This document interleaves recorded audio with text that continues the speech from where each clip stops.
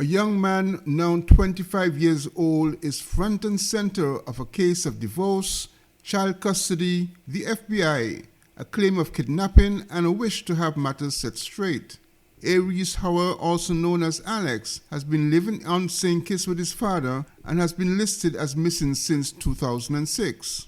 According to Alex, the 15-year-old FBI missing child and kidnapping case started when his parents went through a difficult divorce. Alex told SKN Newsline that he loves St. Kitts and explained how the trouble all started. In the beginning, pretty much my mom had full custody, the guys living with her, and my dad had visitation custody, and she would not send me to him for visitation, and they kept having to get to court to force her to give me to my dad for visitation. And then at one point, she moved to a completely different state.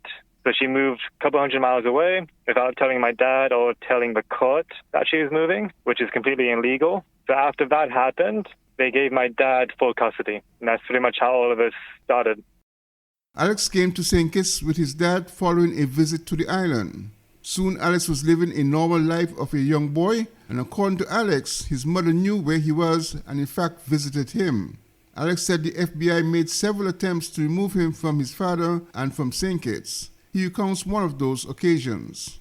Back in 2009, back when I was still a child, they sent a government official from Barbados to St. Kitts to try and take me back to the state without telling the St. Kitts government anything. So they're using U.S. court orders in St. Kitts, which have no jurisdiction here. So we had to call the police came, and we had to take the FBI to court in St. Kitts. And St. Kitts, we enforced that my dad had full custody.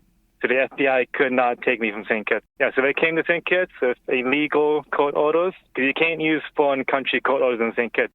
So Alex is now working to have the FBI drop the missing persons and kidnapping cases. This situation has implications for him and his father, who traveled to the United States.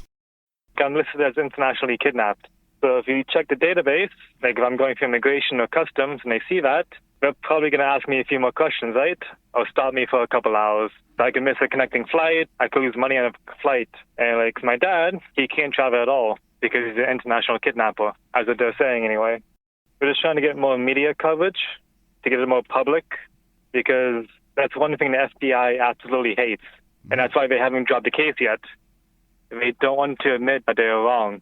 If they're making it public, hopefully they'll admit their mistake and drop all of this.